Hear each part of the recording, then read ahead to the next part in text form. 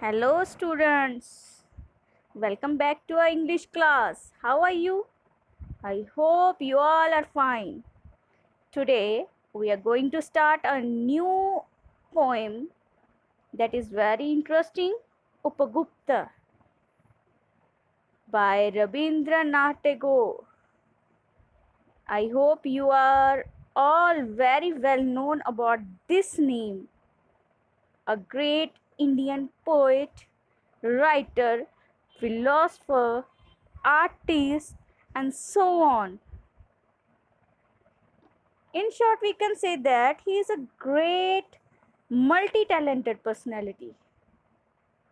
So students, आज जो आप पोएम करन जा रहे हैं उपगुप्त रविंद्रनाथ टैगोर जी द्वारा लिखी गई तो ये बड़ी इंटरेस्टिंग पोएम है जो स्पिरिचुअलिटी के ऊपर भी बेस्ड है और जो नेम है उपगुप्ता ये एक हिस्टोरिकल करैक्टर है जो कि हिस्टोरिकल करैक्टर किदा मन्निया जाता है कि यह जो मौर्यन एंपायर मौर्य सम्राट सी उसदे एक किंग जो बहुत ग्रेट होए ने बड़े फेमस हैं अशोका नाम सुनिया होएगा तुसी कि मन्निया जाता है उपगुप्त उन्हां दे स्पिरिचुअल टीचर यानी कि आत्मिक गुरु जो उन्होंने धार्मिक ते आत्मा दे कंट्रोल दी यानी कि सैल्फ कंट्रोल दी टीचिंग दिंदे सी गल्लां सिखांदे सी ओ होए हैं ठीक है जी सो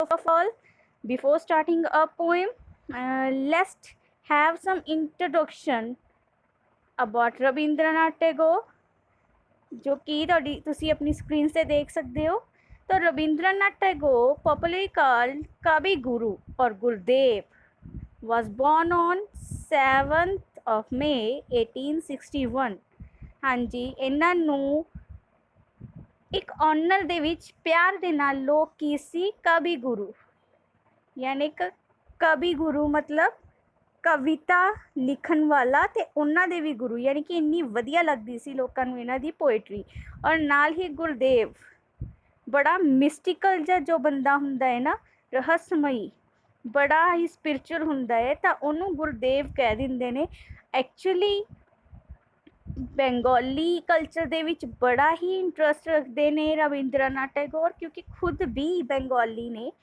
कोलकाता नूं बिलोंग करते हैं दैट्स वाई उन्होंने अपना ऑलमोस्ट लिटरेचर बंगाली च लिखिया जो कि बाद विच ट्रांसलेट किया गया हाँ जी नेक्स्ट पॉइंट जो उन्होंने बारे है कि he was a poet philosopher and artist जो ऑलरेडी मैं तुहानूं दस्सिया है कि मल्टी टैलेंटेड पर्सनैलिटी है जिन्होंने बहुत सारी stories novels poems and dramas बहुत कुछ लिखा है he is also very well known for composing music भी कंपोज करते see his writings greatly influenced Bengali culture नूं उन्हां दियां राइटिंग्स ने एंड उन्हां दियां राइटिंग्स नूं बंगाली कल्चर ने बहुत ज़्यादा इफेक्ट किया दोनों इंटर रिलेटेड सी एक दूजे तो प्रभावित सी इन 1913 he became the first Asian to win the Nobel Prize in Literature for his great work Gitanjali, the best creation of Rabindranath Tagore, जो कि सॉन्ग्स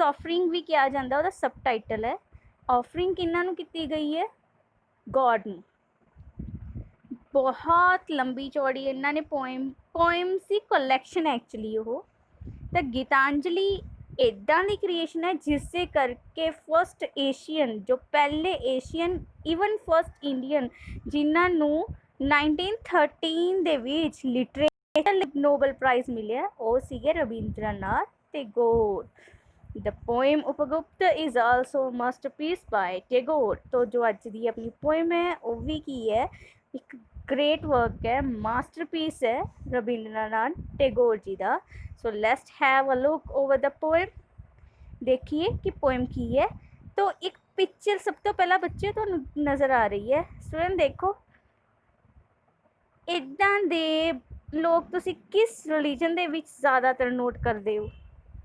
ਜਾਂ ਤਾਂ ਜੈਨਿਜ਼ਮ ਦੇ ਵਿੱਚ ਹੁੰਦੇ ਆ ਜਾਂ ਬੁੱਧਿਜ਼ਮ ਦੇ ਵਿੱਚ। ਜੈਨਿਜ਼ਮ ਦੀ ਇੱਕ ਖਾਸੀਅਤ ਹੈ ਕਿ ਉਹ ਔਰੇਂਜ ਔਰ ਸੈਫਰਨ ਕਲਰ ਯੂਜ਼ ਨਹੀਂ ਕਰਦੇ, ਵਾइट ਕਲਰ ਯੂਜ਼ ਕਰਦੇ ਆ। ਆਪਣੇ ਜੋ ਆਊਟਫਿਟਸ ਹੈ ਨਾ, ਵਾइट ਕਲਰ ਯੂਜ਼ ਕਰਦੇ ਆ ਉਸ ਦੇ ਵਿੱਚ। ਤੋ ਇੱਥੇ ਤੁਸੀਂ ਦੇਖ ਰਹੇ ਹੋ ਸੈਫਰਨ ਕਲਰ ਯਾਨੀ ਕਿ ਬੁੱਧਿਜ਼ਮ ਨੂੰ ਬਿਲੋਂਗ ਕਰਦੇ ਹੈ। ਤਾਂ ਇਹ ਇੱਕ ਸਾਧੂ ਜੇ ਨਜ਼ਰ ਆਉਂਦੇ हैं। और दूसरी side I can see a dancing girl. तो आज अपनी जो ये पोएम है वो मेनली इसी दे ऊपर बेस्ड है। एक जो अपने बोधि भिक्षु और दूसरी एक डांसिंग गर्ल, दोनों की एक स्टोरी है जिस दे विच बहुत कुछ रिवील किया गया। सो लेट्स स्टार्ट कर रहे हैं आप अपनी पोएम। बड़ी सिंपल पोइटिक लैंग्वेज ਦੀ ਬਜਾਏ ਪ੍ਰੋਜ਼ ਦੀ ਲੈਂਗੁਏਜ ਯੂਜ਼ ਕੀਤੀ ਗਈ ਹੈ। ਲੱਗਦਾ ਇੱਦਾਂ ਹੀ ਹੈ ਕਿ ਆਪਾਂ ਜਿਵੇਂ ਕੋਈ ਐਸੇ ਰੀਡ ਕਰਦੇ ਹੋਈਏ, ਪਰ ਕਿਤੇ ਨਾ ਕਿਤੇ ਇਸ ਦੇ ਵਿੱਚ ਇੱਕ ਸਿੰਗਿੰਗ ਕੁਆਲਿਟੀ ਵੀ ਹੈ। That's why it's called poetry poem. ਠੀਕ ਹੈ ਜੀ, ਸਟਾਰਟ ਕਰਦੇ ਹਾਂ। So first line begins with the condition of Upagupta. जो अपने उपगुप्ता है उन्हां दी कंडीशन तो स्टार्ट होंदी है कि उन्हां तो ही स्टार्ट होंदी है कि वो किस कंडीशन और किस सिचुएशन च है और उन्हां नाल की हुंदा है। रात का टाइम है, देखो रात नूं हर इंसान सुत्ते पैंदा, तो स्टार्टिंग कुछ इदां ही हुंदी है उन्हां दी भी कि वो भी सो रहे हैं। और कुछ उन्हां दे नाल इदां दा हुंदा है कि आने वाले टाइम दे विच भी उन्हां दे सामने वो चीज़ पेश हुंदी है। और नाल ही नाल ये सारा इंसीडेंट उन्हां दे कैरेक्टर नूं भी हाईलाइट करता है। तो देखो किदां उपगुप्ता द डिसाइपल ऑफ बुद्धा ले sleep in the dust by the city wall of Mathura. Mathura UP का एक टाउन है, टाउन सी बट हुण तो बहुत बड़ा शहर है। तो उत्थे रहिंदे ने। तो कहंदे उपगुप्ता डिसाइपल हुंदा बेटा शिष्य, शागिर्द। शागिर्द किन्ना दा? बुद्धा, महात्मा बुद्ध, गौतम बुद्ध जिन्हां नूं कहंदे ने बुद्धिज़म दे जो मेन फाउंडर है उन्हां दा नाम। उन्हां दे शिष्य ने जिहड़े कि सो रहे सी in the dust by the city wall of Mathura. City wall हुंदी है बेटा जो साइड बाय साइड वॉल हुंदी है। ठीक है, एक आउटर वॉल रखी जाती सी एंशियंट टाइम्स दे विच फॉर द सिक्योरिटी परपस। तो सिक्योरिटी परपस तो एक बड़ी लंबी चौड़ी पूरे बाउंड्री की जाती सी। तो उस सिटी वॉल दे नीयर नाल ही डस्टी जे ग्राउंड दे विच, ऑब्वियस है आउटर साइड है सिटी दा, तो उत्थे कोई आबादी नहीं सी, बड़ा डस्टी जा माहौल सी। और उसी डस्टी ग्राउंड दे उपर वो सो रहे सी रात में। Lamps were all out. Lamps सारे यानी कि बत्तियां सी वो सारियां बुझ चुकियां सी, रात नूं हर कोई बुझांदा है। And doors were all shut. सारे दरवाजे मतलब घरां दे दरवाजे बंद हो चुके सी। And stars were all hidden by the murky sky of August. तो बेटा स्टार्स तारे सीगे जेड़े ओह अगस्त यानी कि मंथ केड़ा चल रहा है अपना अगस्त। तो अगस्त दे मरकी हुंदा है ऐसा स्काई जिस दे विच हल्की हल्की धुंध होवे, वाइटिश जी। तुसी अक्सर देखते हो ना कई बारी रात नूं अचानक ही सर्दियां दे विच भी हल्की हल्की ओस वाली धुंध आ जाती है। अगस्त का अगर तुसी रात नूं देखो तो आसमान दे विच छोटिया छोटिया बदलियां कह दीए, छोटे छोटे पार्ट्स ऑफ क्लाउड्स घूमते फिरते होंदे ने जिहड़े कि मून एंड स्टार्स नूं कवर कर लेंदे ने, एकदम हनेरा कर देंदे ने। तो कहंदे कि स्टार्स भी सीगे, इन्नी रात हो चुकी सी, मतलब इन्ना अंधेरा हो चुकिया सी कि अगस्त दे स्काई जो मरकी स्काई सी उन्हें भी तारियां नूं हिडन कर लिया सी, अपने अंदर छुपा लिया सी। देखो ये तो सी कंडीशंस कि हाँ जी डार्क स्काई दे नीचे सिटी वॉल दे नाल ਡਸਟੀ ਜੇ ਗਰਾਊਂਡ ਦੇ ਉੱਪਰ ਉਪਗੁਪਤਾ ਸੋ ਰਹੇ ਸੀ, ਜੋ ਕਿ ਡਿਸਾਈਪਲ ਆਫ ਬੁੱਧਾ ਨੇ। ਨੋਰਮਲ ਥਿੰਗ ਹੈ। ਅੱਗੇ ਕੀ ਹੁੰਦਾ ਦੇਖੋ, whose feet were those tinkling with ankles touching his breast of a sudden। ਕਹਿੰਦੇ ਇਹ ਕਿਸ ਦੇ ਛਣਕਦੇ ਹੋਏ ਝਾਂਜਰਾਂ ਵਾਲੇ ਪੈਰ ਸੀ। ਟਿੰਕਲਿੰਗ ਹੁੰਦਾ ਸਾਊਂਡ ਕਰਨਾ, ਛਣਕਾਰ। विद एंकलेट्स झांझर पजेब, ठीक है। एंकलेट्स यानी कि दोनों पजेब, ज़्यादा प्लूरल हो गया। तो बेटा कहते एक किस दे छनकदे होए झांझरा वाले पैर सी जेड़े कि टच किते अचानक ही, सडन अचानक ही उपगुप्ता दी ब्रैस्ट यानी कि छाती नाल। कोई जदों कई बार दौड़िया जांदा हुंदा, आपां रस्ते च सो रहे बैठे होइए, अचानक टच कर जांदा ना, धक्का लग जाता है। तो इसी तरह कुछ होया, कोई उत्थों गुजर रहा सी और उसके पैर बड़े ही छनकार वाले झांझरा वाले सी और अचानक वो की है टच कर जाते ने उपगुप्ता दी। तो एक तुसी नींद दे विच सोए हो, बहुत गहरी नींद दे विच अचानक तुहानूं कोई आवाज़ भी लांदा, बड़ा हड़बड़ी नाल उठदे हो ना। मैं तो अक्सर इदां मेरे नाल बहुत बार होया, यही चीज़ रिपीट हुई उपगुप्ता दे नाल। तो देखो की होया, जदों अचानक इन्नी गहरी नींद च सुते पे उपगुप्ता, उन्हां दी ब्रैस्ट नूं एक फीट, एक पैर टच किया अचानक, उन्होंने धक्का लग्या। तो एकदम वो जाग गए। किद्दां जागे? ही वोक अप स्टार्टल्ड, स्टार्टल्ड मतलब शॉक दे नाल, हड़बड़ी दे नाल एकदम। And a light from a woman's lamp fell on his forgiving eyes। Forgiving eyes दयावान बंदे दियां अखां हुंदियां ने, जिद्दां कि ऐसियां आईज ਜਿਹੜੀਆਂ ਲੱਗਦਾ ਹੋਵੇ ਕਦੇ ਕਿਸੇ ਤੇ ਗੁੱਸਾ ਕਰ ਹੀ ਨਹੀਂ ਸਕਦੀਆਂ, ਹਮੇਸ਼ਾ ਸਭ ਨੂੰ ਮਾਫ ਕਰਦੀਆਂ ਹੋਣ। ਤਾਂ ਇਦਾਂ ਦੀ, ਤਾਂ ਉੱਥੇ ਉਹਨਾਂ ਨੇ ਘਬਰਾ ਕੇ ਜਦੋਂ ਉੱਠੇ ਕੀ ਦੇਖਿਆ, ਇੱਕ ਵੂਮਨ ਹੈ, ਇੱਕ ਔਰਤ ਹੈ ਜਿਸ ਦੇ ਲੈਂਪ ਦੀ ਲਾਈਟ ਉਹਨਾਂ ਦੀਆਂ ਆਈਜ਼ ਦੇ ਵਿੱਚ ਪਈ। ਠੀਕ ਹੈ ਜੀ, ਯਾਨੀ ਕਿ ਉੱਥੇ ਉਹਨਾਂ ਨੇ ਇੱਕ ਵੂਮਨ ਨੂੰ ਦੇਖਿਆ। It was dancing girl. ਇਹ ਕੌਣ ਸੀ? ਇੱਕ ਡਾਂਸਿੰਗ ਗਰਲ, मतलब डांस वगैरह करके लोगों का मन परचावा करती सी। तो वो गर्ल सी स्टार्टल्ड विद ज्वेल्स। स्टार सी उस नाइट दी, उस टाइम दी, जो कि गहनिया दे नाल भरी हुई सी। उसने इन्ने जेवल पाए हुए सीगे कि ऊपर तो नीचे तक गहनिया नाल लदी हुई नज़र आ रही सी। Wearing a pale blue mantle. Mantle बेटा क्लॉक, एक चोगा, जिस नूं अजकल आपां गाउन्स कह दिंदे आ मॉडर्न लैंग्वेज दे विच। तो उसने एक पेल ब्लू, यानी कि हो सकता है ब्लू कलर का होवे, ऊपर एम्ब्रॉयडरी पेल होवे, या मिक्सड एक येलो ब्लू दे कॉम्बीनेशन वाला एक गाउन पाया हुआ सी, स्लीवलैस गाउन पाया हुआ सी। Drunk with the wine of a youth. Youth हुंदा जवानी, ठीक है जी। तो ऐसी औरत उसने अपने सामने देखी जिसने अपने हाथ विच लैंप फड़िया होया सी, ओदी लाइट ओदी आइज़ दे विच पई, जिस जो कि पूरी जैवल्स दे नाल लदी हुई सी।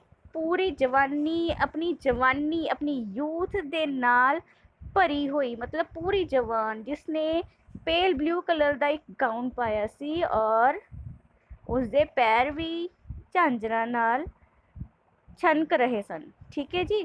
तो यह सी पूरी वुमन जो उत्थे खड़ी है, डांसिंग गर्ल सी उसका फिजिकल अपीयरेंस। ठीक है, अगर तुहानू कोई क्वेश्चन आंदा तो तुसी उसके बारे लिख सकते हो। तो फिजिकल अपीयरेंस आपां नू वुमन दी सामने आई। तो अगे की हुंदा देखो, अगे गल स्टार्ट हुंदी है। She lowered her lamp and सा यंग फेस ऑस्ट्रली ब्यूटीफुल। हाँ जी, ऑस्ट्रली ब्यूटीफुल मतलब जो सिंपल सोबर होवे पर बहुत खूबसूरती वाला होवे, नूर नाल भरिया होया, यानी कि कोई डेकोरेशन भी ना कीती होवे और फिर भी आपां नू बहुत सोहना लगे।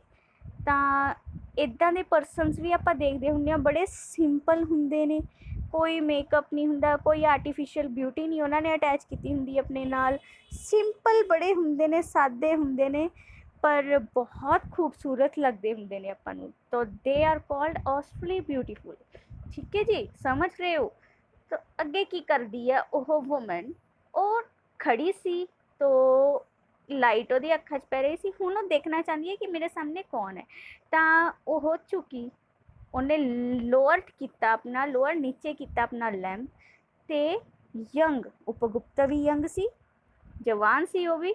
ਤਾਂ ਉਸਨੇ ਉਪਗੁਪਤਾ ਦਾ ਯੰਗ ਔਰ ਸਿੰਪਲ ਸੋਬਰ ਬਿਊਟੀਫੁਲ ਫੇਸ ਦੇਖਿਆ ਔਰ ਕਿਹਾ, ਸੈਡ ਦ ਵੂਮਨ, ਫॉरगिव मी यंग ascetic। ascetic ਹੁੰਦਾ है भिक्षु, साधु। ठीक है जी।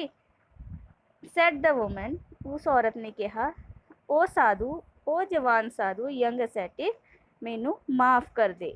क्योंकि उन्होंने लग्या कि ये तो बड़ा दयावान जा लगता है, माफ़ कर देगा। अगे की कहती है, माफ़ी तो चलो ठीक है, क्यों मंगी आपां नूं पता है, ਉਹਦਾ फुट की सी टच कर गया सी ਉਹਨੂੰ अचानक ही, तो सोया होया घबरा के जाग गया, ਉਹਦੀ नींद भंग हो गई। ਤੇ ਅੱਗੇ ਉਹ ਇੱਕ ਆਫਰ ਦਿੰਦੀ ਆ ਉਹਨੂੰ, graciously come to my house, the dusty earth is not fit bad for you। ਕਹਿੰਦੀ graciously, pleasurely, खुशी ਦੇ ਨਾਲ, kindly। ठीक है ना। तो ਕਹਿੰਦੀ खुशी ਦੇ ਨਾਲ मैं ਤੈਨੂੰ ਇਨਵਾਈਟ ਕਰ ਰਹੀ ਹਾਂ कि खुशी ਦੇ ਨਾਲ ਤੂੰ ਮੇਰੇ ਘਰ ਆ ਜਾ, ਮੇਰੇ ਨਾਲ ਚੱਲ। ਇਹ ਜਿਹੜੀ ਡਸਟੀ ਅਰਥ ਹੈ, ਇਹ ਧੂੜ ਮਿੱਟੀ ਵਾਲੀ ਇਹ ਜ਼ਮੀਨ ਹੈ, ਇਹ ਤੇਰੇ ਲਈ ਇੱਕ, ਤੇਰੇ ਫਿਟ ਬੈੱਡ ਮਤਲਬ ਸੌਣ ਲਈ, ਤੇਰੇ ਸੌਣ ਲਈ ਫਿਟ ਨਹੀਂ ਹੈ, ਤੈਨੂੰ ਇੱਥੇ ਨਹੀਂ ਸੌਣਾ ਚਾਹੀਦਾ, ਤੂੰ ਮੇਰੇ ਨਾਲ ਮੇਰੇ ਘਰ ਚੱਲ, ਮੀਨਸ ਉੱਥੇ ਸੋ ਜੀ। ਡਨ। ਅੱਗੇ ਯੰਗ ascetic ਕੀ ਆਨਸਰ ਕਰਦੇ ਨੇ ਆਪਣੇ ਉਪਗੁਪਤਾ, ਕੀ ਕਹਿੰਦੇ ਨੇ ਉਹਨੂੰ, ਦ ਯੰਗ ascetic ਆਨਸਰਡ, ਉਹਨਾਂ ਨੇ ਆਨਸਰ ਕੀਤਾ, woman go on your way। ऐ औरत, तू अपने रस्ते जा, मीन्स मैं इत्थे ही ठीक हाँ, मैनू नीड नहीं है, बस तू जिथे जाना सी तू जा। ठीक है। when the time is ripe I will come to you। ਅੱਗੇ ਉਹਨਾਂ ਨੇ ਇੱਕ ਲਾਈਨ ਹਿੰਟ ਦੇਤਾ ਉਹਨੂੰ, ਜਿਵੇਂ ਕਿ ਆਪਾਂ ਕੋਈ ਕਮੈਂਟ ਜਾ ਕਰ ਦਈਏ, ਤਾਂ ਉਹਨਾਂ ਨੇ ਕਿਹਾ when the time is ripe। ਰਾਈਪ ਹੁੰਦਾ ਪੱਕੇ ਹੋਣਾ, ਕੋਈ ਫਰੂਟ ਵੀ ਹੁੰਦਾ ਤਾਂ ਉਹ ਪੱਕਿਆ ਹੁੰਦਾ, ਯਾਨੀ ਕਿ ਐਗਜ਼ੈਕਟ ਸਹੀ ਟਾਈਮ। ਇੱਥੇ ਟਾਈਮ ਦਾ ਪੱਕਣਾ ਨਹੀਂ ਹੈ, ਇੱਥੇ ਟਾਈਮ ਦੇ ਰਾਈਪ ਯੂਜ਼ ਹੋਇਆ, ਮੀਨਸ ਸਹੀ ਟਾਈਮ। ਤਾਂ ਕਹਿੰਦੇ ਜਦੋਂ ਟਾਈਮ ਸਹੀ ਹੋਏਗਾ I will come to you, ਮੈਂ ਤੇਰੇ ਕੋਲ ਹੋਵਾਂਗਾ, ਤੇਰੇ ਕੋਲ ਆਵਾਂਗਾ, ਜ਼ਰੂਰ ਆਵਾਂਗਾ। ਤਾਂ ਇੱਥੇ ਉਹਨਾਂ ਨੇ ਇਨਡਾਇਰੈਕਟਲੀ ਇੱਕ ਪ੍ਰੋਮਿਸ ਵੀ ਕੀਤਾ। ਅੱਗੇ ਦੇਖੀਏ ਉਹਨਾਂ ਦੀ ਸਟੋਰੀ ਕਿੱਥੇ ਵੱਧਦੀ ਹੈ। ਅਚਾਨਕ ਹੀ ਉसी रात उसी वक्त, क्योंकि रात काफ़ी सी पहली छोटिया छोटिया जो मरकी क्लाउड सीगे, मरकी स्काई सीगा अगस्त का, यानी कि छोटिया बदलियां सी, तो उस तो बाद वो की है काफ़ी ज़्यादा डेंजरस नाइट हो जाती है। किदा देखो की हालात हो जाते हैं। Suddenly the black night showed its teeth in a flash of lightning। lightning आसमानी बिजली चमकन लगती है। ਤਾਂ ਅਚਾਨਕ ਕੀ ਹੁੰਦਾ, ਉਹ ਜਿਹੜੀ ਕਾਲੀ ਰਾਤ ਸੀ ਅਸਮਾਨੀ, ਇਹ ਕੀ ਹੈ ਪਰਸੋਨੀਫਿਕੇਸ਼ਨ ਯੂਜ਼ ਕੀਤਾ ਬੇਟਾ ਉਹਨਾਂ ਨੇ। It's teeth in flash of lightning, ਮਤਲਬ ਕਿ ਉਹਨਾਂ ਨੇ ਦੱਸਿਆ ਹੈ ਕਿ ਜੋ ਨਾਈਟ ਥੀ ਅਚਾਨਕ ਹੀ ਸ਼ਾਂਤ ਨਾਈਟ ਤੋਂ ਇੱਕ ਡਰਾਵਨੀ ਭਿਆਨਕ ਲਾਈਟ ਹੋ ਜਾਂਦੀ ਹੈ। ਕਿਵੇਂ? ਜਦੋਂ ਅਸਮਾਨੀ ਬਿਜਲੀ ਵਾਈਟ ਜਿਵੇਂ ਤੀਤ ਹੋਣ ਉਸ ਰਾਤ ਦੇ, ਇੱਦਾਂ ਡਰਾ ਰਹੀ ਹੁੰਦੀ ਹੈ ਚਮਕ ਕੇ। ਤੋ ਸਿੰਪਲ ਲੈਂਗੁਏਜ ਕਹੀਏ ਕਿ ਕਾਲੀ ਰਾਤ ਦੇ ਵਿੱਚ ਹੁਣ ਕੀ ਹੈ, ਇੱਕ ਥੰਡਰਸਟॉर्म ਆਉਣ ਦੀ ਸੰਭਾਵਨਾ ਹੋਗੀ ਔਰ ਅਸਮਾਨੀ ਬਿਜਲੀ ਚਮਕਣ ਲੱਗ ਗਈ। ਦ ਸਟॉर्म growled ਬੇਟਾ ਹੁੰਦਾ ਏ ਡੂੰਘੀ ਜੀ ਆਵਾਜ਼, ਗੂੰ ਗੂੰ ਦੀ। ਕਈ ਵਾਰ ਬਹੁਤ ਤੇਜ਼ ਹਨੇਰੀ ਆਉਂਦੀ ਹੈ, ਤਾਂ ਤੁਸੀਂ ਅਗਰ ਕੋਈ ਖਾਲੀ ਜਗ੍ਹਾ ਜਾਂ ਕਿਤੇ ਵੀ ਖੜੇ ਹੋ, ਸ਼ਾਂਤੀ ਦੇ ਵਿੱਚ ਸੁਣੋ ਤਾਂ ਹਵਾ ਦੀ ਇੱਕ ਨਾ ਈਕੋ ਹੁੰਦੀ ਹੈ, ਗੂੰਜ ਹੁੰਦੀ ਹੈ। ਤਾਂ ਉਹ ਗੂੰਜ ਗੂੰ ਗੂੰ ਦੀ ਆਵਾਜ਼ ਆਉਂਦੀ ਹੁੰਦੀ ਹੈ ਬਹੁਤ ਹੀ ਤੇਜ਼, that is growled. The storm growled from the corner of the sky and the woman trembled, shivered means ਕੰਬਣਾ in fear of some unknown danger. ਤੋ ਕਹਿੰਦੇ ਕਿ ਇਦਾਂ ਲੱਗ ਰਿਹਾ ਜਿਵੇਂ ਸਕਾਈ ਦੇ ਇੱਕ ਸਾਈਡ ਯਾਨੀ ਕਿ ਤੋਂ ਦੂਰ ਤੋਂ, ਸਕਾਈ ਦਾ ਸਾਈਡ ਤਾਂ ਆਪਾਂ ਨੂੰ ਪਤਾ ਨਹੀਂ, ਮਤਲਬ ਇਹ ਹੈ ਕਿ ਤੋਂ ਦੂਰ ਤੋਂ ਸਟੋਰਮ ਤੂਫਾਨ ਆਉਣ ਦੀ ਸੰਭਾਵਨਾ ਯਾਨੀ ਕਿ ਬਹੁਤ ਤੇਜ਼ ਹਵਾ ਦੀ ਗੂੰਜ ਪੈਦਾ ਹੋ ਰਹੀ ਹੈ। ਤੇ ਉਹ ਵੂਮਨ ਕੀ ਹੈ, ਡਰ ਜਾਂਦੀ ਹੈ, ਘਬਰਾ ਜਾਂਦੀ ਹੈ ਤੇ ਕੰਬਣ ਲੱਗਦੀ ਹੈ ਡਰ ਦੇ ਨਾਲ ਕਿ ਕੁਝ ਗਲਤ ਹੋਣ ਵਾਲਾ ਹੈ, ਕੁਝ ਅਨਨੋਨ ਡੇਂਜਰ ਆਉਣ ਵਾਲਾ ਹੈ। ਠੀਕ ਹੈ ਜੀ। ਤੋ ਇਸ ਸਟੈਂਜ਼ਾ, ਫਸਟ ਸਟੈਂਜ਼ਾ ਦੇ ਵਿੱਚ ਆਪਾਂ ਨੂੰ ਕੀ ਪਤਾ ਲੱਗਦਾ ਹੈ ਕਿ ਇੱਕ ਜੋ ਆਪਣੇ डिसाइपल ऑफ बुद्धा हैं, बड़े ही सिंपल सोबर एंड यंग हैं, जो कि सो रहे हैं और ਸੌਂਦੇ ਹੋਏ ਅਚਾਨਕ ਉਹਨਾਂ ਨੂੰ ਇੱਕ ਵੂਮਨ ਦਾ ਫੁੱਟ ਟੱਚ ਕਰ ਜਾਂਦਾ ਹੈ ਤੇ ਅਚਾਨਕ ਉਹ ਸ਼ੌਕ ਦੇ ਨਾਲ ਉੱਠਦੇ ਹੈ। ਤਾਂ ਵੂਮਨ ਦੇ ਨੂੰ ਜਦੋਂ ਉਹਨੇ ਆਪਣਾ ਲੈਂਪ ਨੀਚੇ ਕੀਤਾ ਤਾਂ ਦੇਖਦੇ ਹੈ ਕਿ ਉਹ ਡਾਂਸਿੰਗ गर्ल है जो अपने यूथ नाल भरी हुई है, बहुत गरूर है ਉਹਨੂੰ अपनी यूथ ਦਾ और बहुत ही खूबसूरत है। ਉਹਨੇ ਉਹਦੀ ਫਿਜ਼ੀਕਲ ਅਪੀਅਰੈਂਸ ਪੂਰੀ ਹਾਈਲਾਈਟ ਕੀਤੀ ਗਈ ਹੈ ਤੇ ਉਹ ਉਹਨਾਂ ਉਪਗੁਪਤਾ ਦੀ ਜਦੋਂ ਫੋਰਗਿਵਿੰਗ ਆਈਜ਼ ਦੇਖਦੀ ਹੈ ਤਾਂ ਉਹ ਮਾਫੀ ਮੰਗਦੀ ਹੈ ਤੇ ਉਹਨਾਂ ਨੂੰ ਆਫਰ ਦਿੰਦੀ ਹੈ, ਆਪਣੇ ਘਰ ਬੁਲਾਉਂਦੀ ਹੈ। ਉਪਗੁਪਤਾ ਮਨਾ ਕਰ ਦਿੰਦੇ ਨੇ ਤੇ ਉਹਨਾਂ ਨੂੰ ਕਹਿੰਦੇ ਨੇ ਕਿ ਜਦੋਂ ਟਾਈਮ ਸਹੀ ਹੋਏਗਾ ਮੈਂ ਤੇਰੇ ਕੋਲ ਜ਼ਰੂਰ ਆਵਾਂਗਾ। ਤੇ ਨਾਈਟ ਦਾ ਸੀਨ ਕਿ ਅੱਗੇ ਨਾਈਟ ਕਿੱਦਾਂ ਦਾ, ਇਹ ਕੁਐਸਚਨ ਨਹੀਂ ਕੀਤਾ ਗਿਆ, ਸੌਰੀ ਆਨਸਰ ਨਹੀਂ ਕੀਤਾ ਗਿਆ ਕਿ ਉਹ ਵੂਮਨ ਉੱਥੇ ਰੁਕੀ ਜਾਂ ਚਲੀ ਗਈ, ਪਰ ਆਪਾਂ ਅੰਦਾਜ਼ਾ ਲਾ ਸਕਦੇ ਹਾਂ ਕਿ ਉਹ ਉੱਥੋਂ ਇੰਨੀ ਗੱਲਬਾਤ ਤੋਂ ਬਾਅਦ ਚਲੀ ਗਈ।